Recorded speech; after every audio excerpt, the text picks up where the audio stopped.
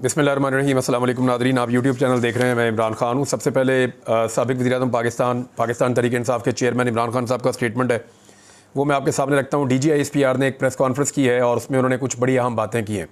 कुछ उनके दावे हैं, उस हवाले से भी हम बात करेंगे आज की इस वीलॉग में। और कल के दिन में बहुत इम्पॉर्टेंट एक फ़ैसला सुनाया जा रहा है सुप्रीम कोर्ट ऑफ पाकिस्तान में। कादी फ़ायद ईसा साहब ये फ़ैसला सुनाएंगे। ये तारीख़ी नौइयत का हामिल है और 5 जून 6 जून से ये मामला रुका हुआ है, यानी जून के पहले हफ्ते से लेकर अब तक ये फ़ैसला नहीं सुनाया गया। लगभग 3 महीने हो गए हैं और 3 महीने लगभग हो गए हैं और अभी तक ये फ़ैसला नहीं सुनाया गया। पूरे 3 महीने गुजर गए, यानी मैं ये कहूँ तो ये भी गलत नहीं है। और ये फ़ैसला, इसके असरात क्या होंगे ये मैं आपको बताता हूँ अपने वीलॉग में। लेकिन सबसे पहले इमरान खान साहब का स्टेटमेंट। इमरान खान ने कहा कि मुझे बताया जा रहा है कि ताकतवर के सामने खड़ा होने की जुर्रत कैसे की। मैं वाज़े कर दूं, जेल की चक्की में मर जाऊंगा मगर वक्त के यजीद की गुलामी कबूल नहीं करूंगा। देखें, एक चीज़ मैं आपको क्लियर कर दूं कि इमरान खान ने अब तक जो भी कहा उसने वो साबित किया है।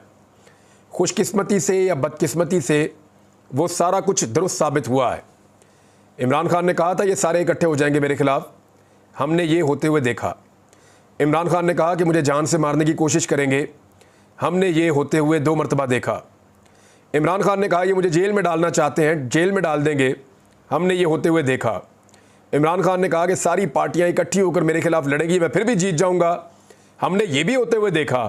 इमरान खान ने कहा कि चोरों की हुकूमत बनाई जाएगी, हमने वो भी होते हुए देखा।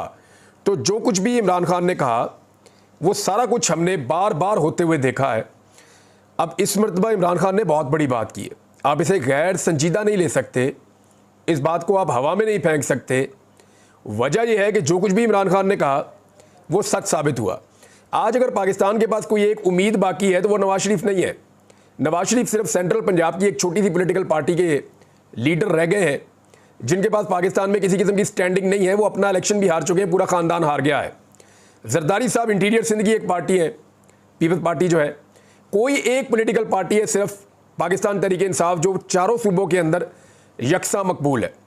और यही पाकिस्तान की सालमियत और पाकिस्तान के बेहतर हालात या हालात में बेहतरी की एक ज़ामिन है।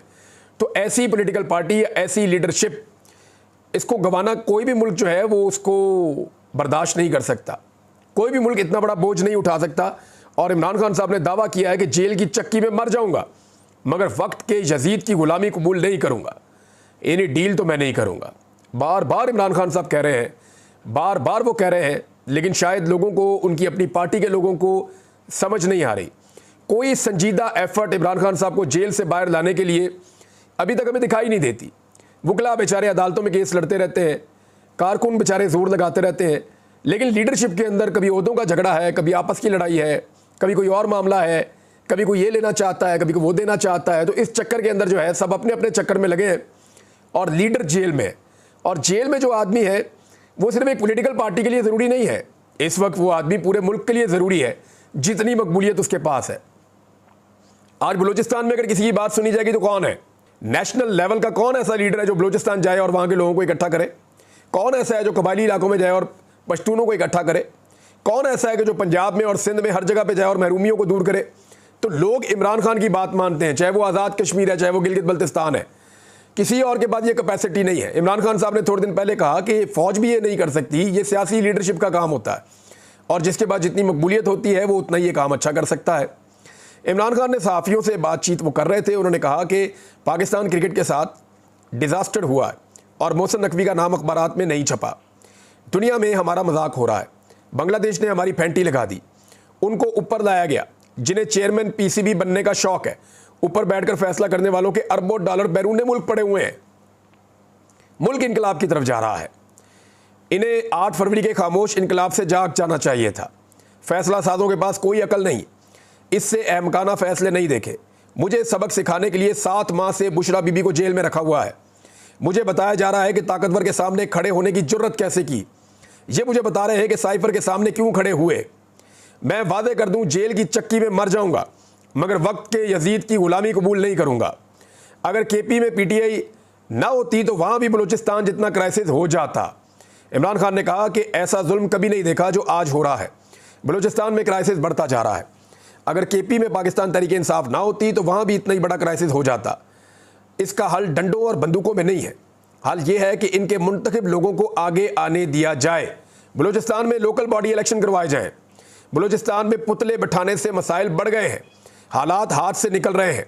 अख्तर मैंगल बिल्कुल दुरुस्त कह रहा है, ये बहुत ख़तरनाक हो रहा है। इसका हल ये है कि वहाँ पे लोकल बॉडीज़ के इलेक्शन करवाए जाएँ।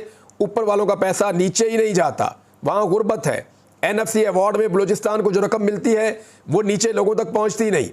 मुल्क भर में असली लोकल बॉडी इलेक्शन की ज़रूरत है। TTP हमारी वजह से है तो फिर BLA बलूचिस्तान में किसकी वजह से है? ये इमरान खान साहब ने सवाल उठाया। उन्होंने कहा इस वक्त मुल्क में डायलॉग की ज़रूरत है। हमें कहते थे कि TTP हमारी वजह से है, यानी वो इमरान खान कह रहे हैं हम पे इल्ज़ाम लगाते हैं कि TTP हमारी वजह से तगड़ी हो गई है। तो फिर ये BLA जो बलूचिस्तान में है वो किसकी वजह से तगड़ी हो गई है? दहशतगर्दी ख़त्म करने के लिए 3 डायमेंशंस होती है, इंटेलिजेंस, डायलॉग और फिर ऑपरेशन। फिर उसके बाद जो है वो इमरान खान सहाफ़ियों ने अलीमा खान साहबा के बयान के ऊपर इमरान खान साहब से कुछ एहतजाज भी किया, क्योंकि चंद सहाफ़ियों के नाम लेकर उन्होंने कहा था ये एजेंसियाँ या उनके इमा के ऊपर जो है वो रिपोर्टिंग करते हैं।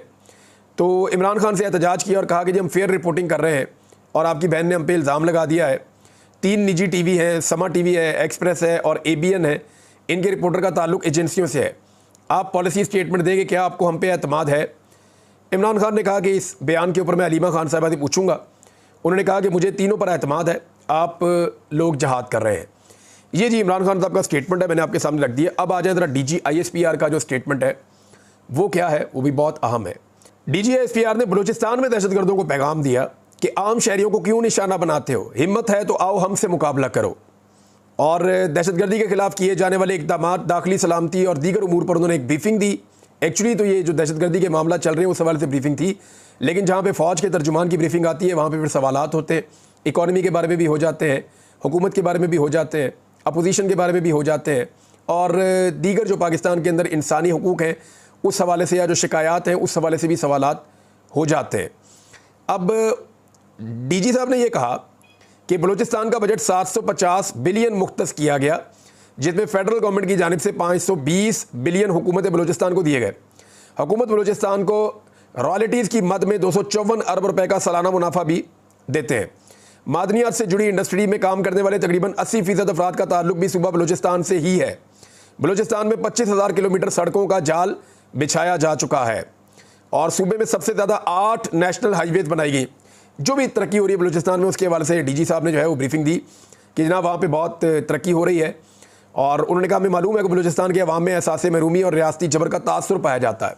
तो यहाँ मैं ज़रा करेक्शन कर दूँ कि एक्चुअली आप जिस भी बलूच से मिलते हैं, मैं बलूचिस्तान के इलाकों में गया हूँ तो मैंने तो टूटी फूटी सड़कें देखी हैं। मैं सीरियसली आपको बता रहा हूँ, मैंने टूटे हुए कच्चे मिट्टी के घर देखे हैं, मैंने जो स्कूल हैं उनकी छतें गिरी हुई देखी हैं, स्कूल ऐसे देखे हैं जिनकी 4 दीवारी नहीं है, स्कूलों में पानी के पीने का बंदोबस्त नहीं है, बच्चों के पास पहनने के लिए जूते नहीं हैं, फटे हुए कपड़ों के साथ वो बेचारे स्कूलों में आकर बैठे हुए हैं।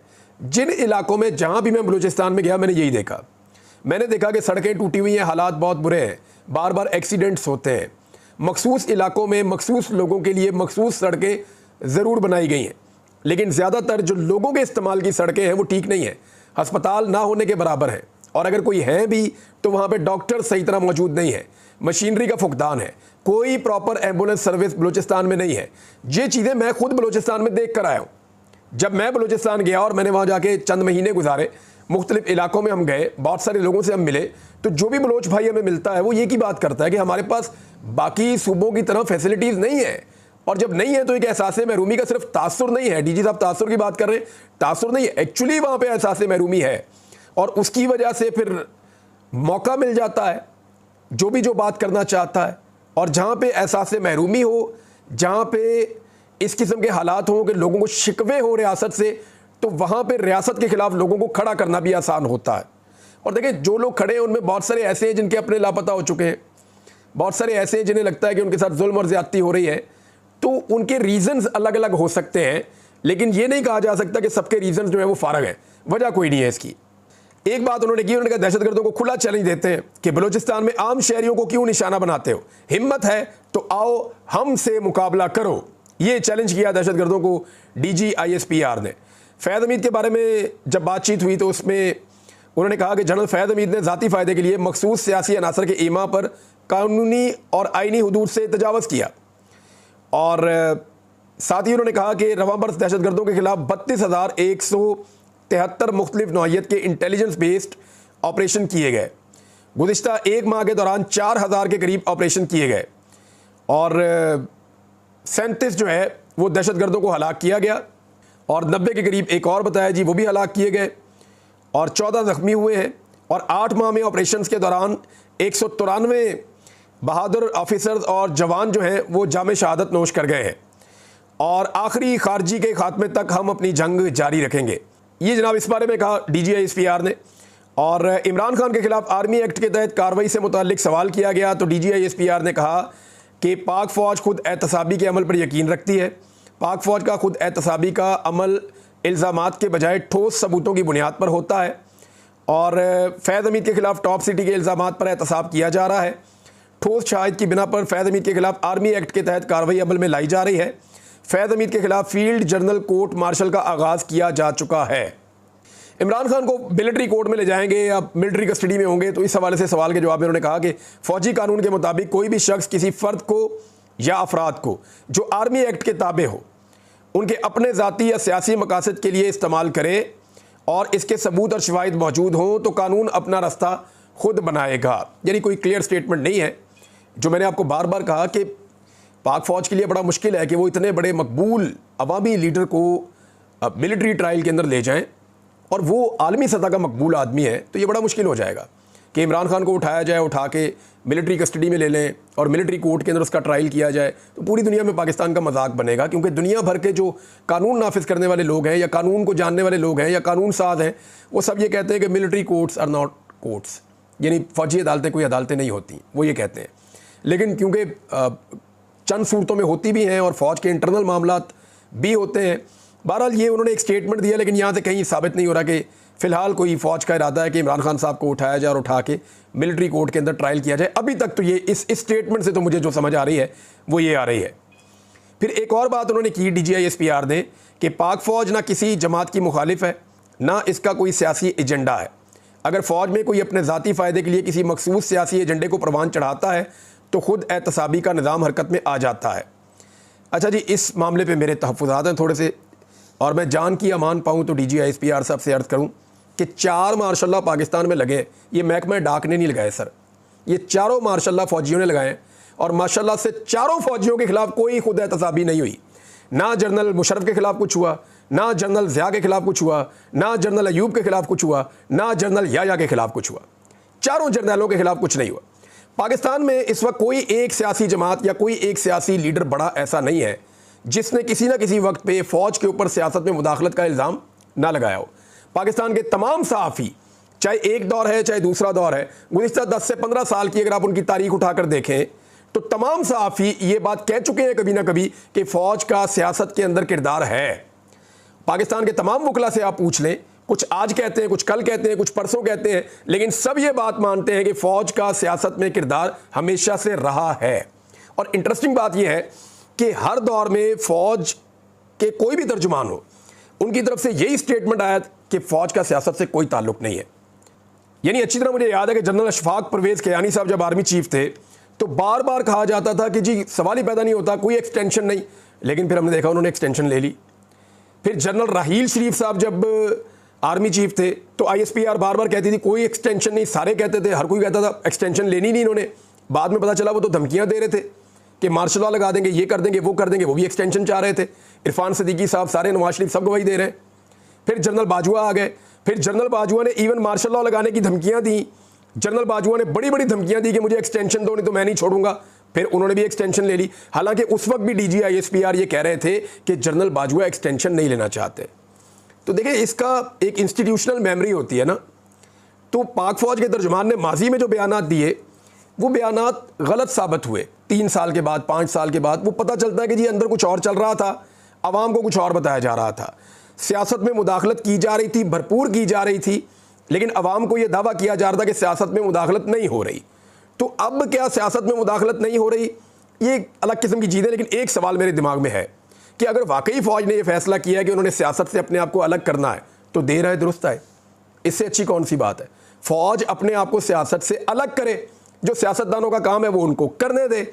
और दूसरी बात यह है कि अगर फ़ौज ने खुद को सियासत से अलग करना है तो जो फ़ौज के बिहाफ के ऊपर रोज़ाना हमारे चंद सहाफ़ी आ जाते हैं डंडा हाथ में लेकर और वो कहते हैं कि डंडा फिरने लगा है, सहाफ़ी उठाए जाएंगे, सोशल मीडिया उठाया जाएगा, सियासतदानों की नींदें हराम हो जाएंगी, फ़लाँ सियासतदान को फांसी हो जाएगी, फ़लाँ सियासतदान को गद्दार बना दिया जाएगा, फ़लाँ को ये करेंगे, मिलिट्री एस्टेब्लिशमेंट ने फैसला कर लिया कि डंडा चलेगा और बहुत चलेगा और डंडे से ये कर देंगे वो कर देंगे।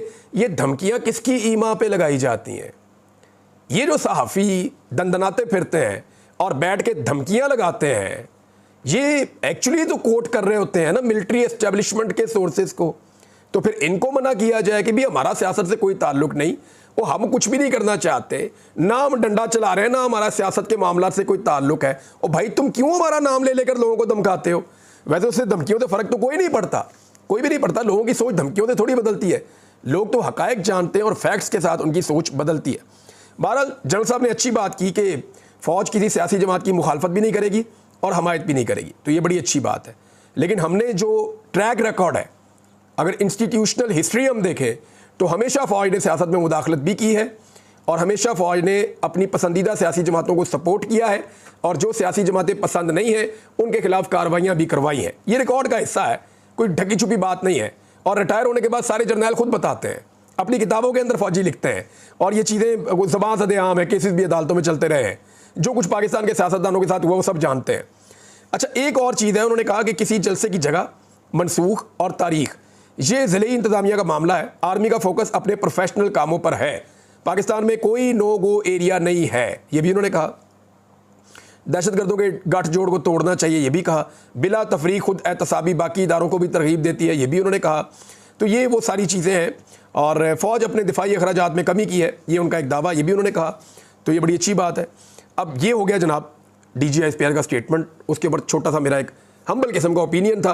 और ये ओपिनियन देते हुए मेरे दिमाग में 10 दफ़ा आ रहा था ये बात करूँ या ना करूँ, क्योंकि देखें ये बात करते हुए बंदे को ये सोचना पड़ता है कि उठा के गायब कर देंगे। ये बात सोचते बंदे को, अब मुझे तो ये भी बताया गया कि इस दफ़ा उठाना नहीं है, कोई इससे अगला हल ढूंढा हुआ है, वो अगला हल भी हो सकता है।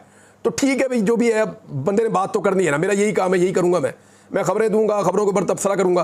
अब एक और चीज़ है, कादी फ़ायद ईसा साहब जो है वो फैसला सुना रहे हैं कल यानी 6 तारीख को।